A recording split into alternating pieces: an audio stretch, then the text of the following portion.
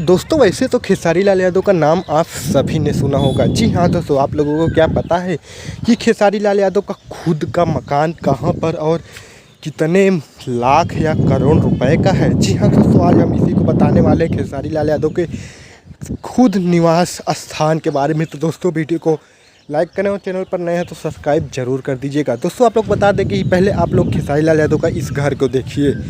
क्या लगता है इस घर में कितना खर्चा हुआ होगा?